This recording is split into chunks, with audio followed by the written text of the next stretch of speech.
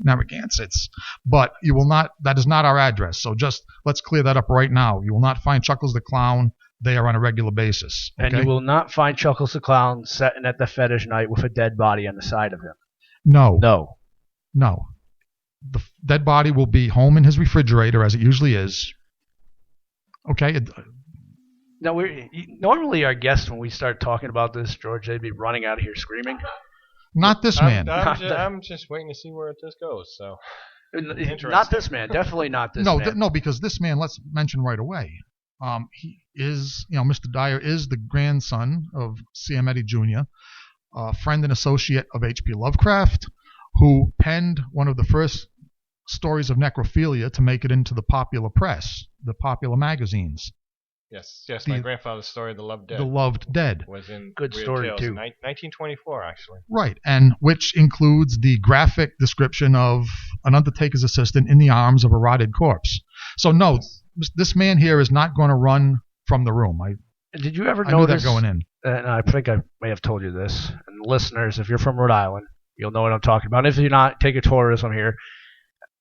Eddy Street, if you ever notice, ends in the morgue at the Providence Hospital. Yes, you did mention that one time. Did they do that on purpose? I don't know. Did they do that? That's news. I'll tell you, that's news for me. I guess we have you here for some reason because that's an awesome factoid. It's a honest fact that Eddy Street ends at the morgue door at the Providence Hospital. So did someone do that on purpose? I don't know. I don't know what the city planners were thinking back then. Maybe there's a little truth to your grandfather's story there. They just wrote from someone's listening. I know there is a cross street in Providence. Now that's right near Poe Street, if I'm not mistaken, right? Poe Street is right off Allen's Avenue. Poe Street is right up, yeah. Yes. And now the reason Edgar Allan Poe comes to mind is two reasons. One is that today is indeed Edgar Allan Poe's birthday. So happy birthday, brother. Happy birthday, Mr. Poe. You were the beginning of everything. We would not be here if it was not for Edgar Allan Poe. The only problem is that I'm toasting, this radio is a completely audio medium. We don't have a video feed. So you do not realize that I'm toasting the memory of Edgar Allan Poe with Narragansett beer with H.P. Lovecraft's picture on it. There's something wrong here, guys. There's a lot wrong here. Edgar Allan Poe was a classic, world famous lush. Mm-hmm. Yeah. He'd like to bend his elbow a few times, yes. Yeah, I mean... Why isn't his picture on this? H.P. Lovecraft was a teetotaler and a supporter, if I'm not mistaken, of Prohibition. So why am I holding Narragansett? Now, I know the dumbass answer. I mean, we're here in Rhode Island. H.P. Lovecraft was the Rhode Island guy. Edgar Allan Poe was the Baltimore guy who just showed up in Rhode Island when he wanted to pork his girlfriend. Let's just say Lenore. Let's say that's her book. That's her pen name. Her pen name. Right. Her poetry persona, yes. Sarah Helen Whitman, that was her name. Yes, on Benefit Street, yes. She lived on Benefit Street. Yeah, so Edgar Allan Poe just came to Providence to get laid and drink. Lovecraft lived here. That's why I'm holding a can of Gansett with Lovecraft's picture on it. Totally inappropriate. I'm going to go with, there's a third problem with this. Third? Okay. Well, I'll go with four because I'll say third. Oh, you don't take over. We have things to get to here. No, Edgar Allan Poe should be on this. The fourth problem is it has something to do with Narragansett. And H.P. Lovecraft hated the smell of seafood. So why would he be down by Narragansett Bay? He would hate that smell, wouldn't he? Yes, he would. He was not a person who liked the seashore at all. He didn't. Well, yeah, he didn't like seafood at all. No, he didn't like fish or anything that came from the fish, and that's why most of his stories were horror stories from the depths of the ocean. As a matter of fact, we wouldn't have the monster Cthulhu if it wasn't for Lovecraft's aversion to seafood. Yes. Bite your tongue, Mr. Cthulhu existed before him as a subliminal message that he gave Mr. Lovecraft to let you know of his existence. You, sir, just done something worse than talking about those. I'm not going to say their names. You have angered a god. First of all, let's get something straight. See, he doesn't even know our address. We're done. We're done. He's a god. Thank you very much. I'm not going to be able to come back from this one. It was nice knowing you, Mr. Dyer. Thank you. All right, he's just trying to protect his rear hindquarters. He does not want Cthulhu to be after him, as well as the other groups, organizations, and individuals who we will not mention on this show anymore. Yeah, you got a real scare thrown into you when those French humorists were gunned down, didn't you? No, not really. No, I really didn't. I actually, I'll step back and say, I used to make fun of the French a lot. Still do on a daily basis. But after watching their reaction to the terrorism and then watching ours, I'm thinking about moving to France, man. I mean, they don't give these guys Harvard. They just gun them down. We take a guy that's killed people and we put him in jail and keep him behind bars for 3 years.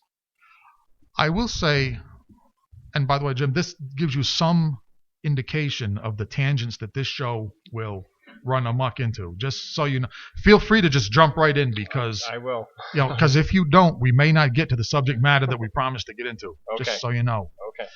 But this French terrorism business, what amuses me is that these same French intellectual, I can't say the word I was going to, okay, I caught myself I look at my producer Tony Jones, I caught myself just in time. Yes, he was loosening his collar. He was sweating profusely. I almost got DJ Psycho Eddie as a host. Yeah, but it just amuses me that the same French intellectuals and French people on the street that were criticizing the United States response to 9/11, the unwarranted violence and bombing all these poor people, and they've turned into blood-mad wolves over there. I love it. Haven't they? It's awesome. Yeah, it's kind of like watching a gerbil get ferocious, or a hamster showing its teeth. It's in my opinion anyway. I knew it. They had it in them. It just eventually had to come out. I mean, they had one of the most brutal dictators of all times. I mean, come on, Napoleon. Napoleon, yeah, but things haven't been the same there since they finished off Napoleon. Right. I mean, because this is the country that back in World War II they basically capitulated to the Nazis in 2 weeks. They sent, when the Nazis demanded the Jews of France be sent to the concentration camps, they said, "Hey, wait, you forgot the kids." True fact. The Nazis only asked for the adults. The French sent the kids along with them. It's like, don't miss any. The French resistance only numbered about, I think, 40 people on its best day. I mean, nowadays, everybody in France was a part of the French resistance, or their grandfathers were. No, there was only about 40 Frenchmen involved in that. Everybody else was wearing swastikas. So, no, I don't know. They don't impress me. It's been 200 years of not being impressed by France for me. I'll need more than this to be convinced that the French have testicles. I really will. But we'll see. I mean, I just like in the business of ghost hunting, which we will probably get around to eventually, I will keep an open mind. Okay? If France starts bombing another country for no good reason, I'll say, okay, that's a little different. All right? They've restored my lack of faith in humanity. Now, the subject at hand was supposed to be C.M. Eddy Jr. I'm sorry. And ghost hunting. And I also, now, anyone who listened to Chuckles' Crypt, we did discuss some comics with Mr. Dyer, some paranormal. What we didn't do is get around to your publishing. Oh, my publishing. Your publishing company. Yep. Okay. What I did was, when my grandfather passed away, we put all his papers and letters and everything, put them in trunks and bureaus and everything, and I started going through them, and I found all original manuscripts. Some that he published, some that he didn't, in Weird Tales back in the 20s and 30s. And I also found letters from Lovecraft and letters from Houdini, because he used to work for Houdini too. And I started a small publishing company to promote his work, to put his short stories back out there. So I have. Okay, so how many short stories were unpublished that were? Right now there's probably about maybe 30, and right now I have about 18 in 2 different books now. So I still have more stories to publish in future editions. And all the Lovecraft aficionados out there are salivating. How many letters between your grandfather and Lovecraft? That I have? That you said you dug up out of the trunk. And I have. How many letters from Lovecraft? There's some letters that some other people have. They went on the open market, but I probably have about maybe 8 or 9. ones from Lovecraft to my not just to my grandfather, to my grandmother too, because he used to write to. Right, he was a friend of the family. Yeah, he was a friend of the family. He used to come over to the house all the time. They lived in Fox Point in Providence, and Lovecraft lived on the east side. As a matter of fact, though, one of the and it's one of those wish you were there moments. I believe it was it your mother who told the story of how Lovecraft used to come over and preview his stories? My aunt. Your aunt. My mom's your aunt, sister. Aunt Muriel? No, my Aunt Ruth. Aunt Ruth. Okay. Muriel was my grandmother. Okay. And in one of the books that I have, it's called The Gentleman from Angel Street. One of the last stories is she wrote just a little short story about, she called it The Man Who Came at Midnight. And she was probably around 5 or 6 years old, and he came over and he read The Rats in the Walls aloud to my grandparents because he wanted to get some critique on it. And you have to remember, back in the day, they didn't have electric lights. Right. This is back when they had the gas lights, so the gas lights were flickering. So she heard that, and she heard it from Lovecraft. Right. So his inflections and everything. Lovecraft sat in a candlelit room. Yeah. And read The Rats in the Walls. Yeah, and my aunt was in the other room trying to sleep, and then she just writes about how she couldn't sleep for like 3 days after that because of that story and because of listening to Lovecraft. Okay, I'll tell you, if I earn my way into hell on the first ballot, as I hope to do, one of the prizes I hope to claim down there is time travel. I would love to be, and I won't even have to be a human. I would settle for being the proverbial fly on the wall for that particular night. Now, Lovecraft obviously has, gotten a lot of attention due to and I think me personally, I think it's well-deserved attention. I think he's, other than Poe, he's one of the finest weird story writers ever born. Yes, he is, yes. That doesn't mean that your grandfather shouldn't get a little more attention. Now, not only was he wrote fiction, now, and you were talking about on Chuckles' show, you touched on that he did research for Harry Houdini. Yes, he was an investigator for Houdini. He used to, like I said on Chuckles' show, Houdini wanted to find someone a seance or a medium that he could talk to his mother, his dead mother.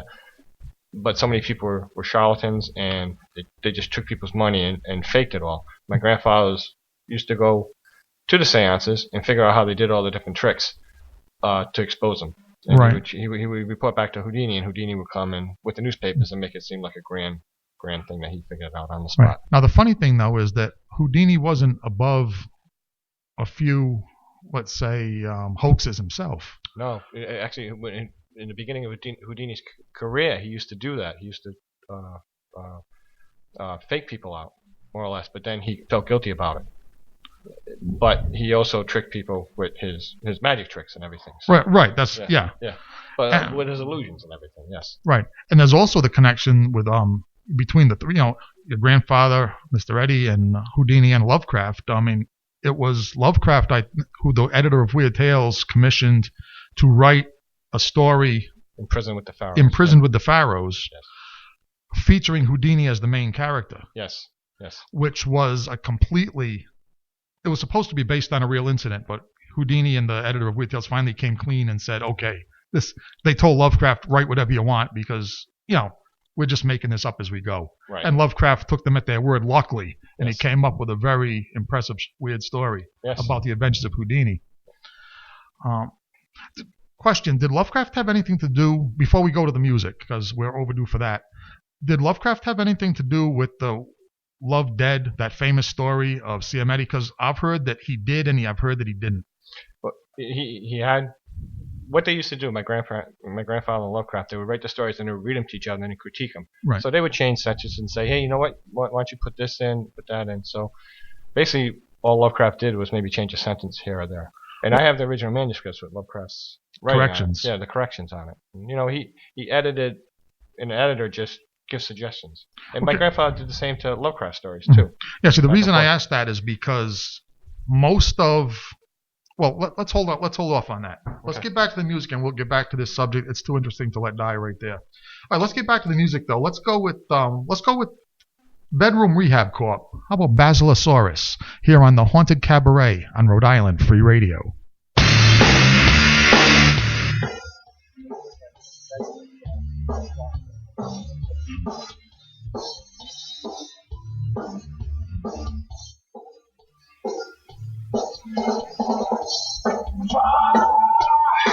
In the sky.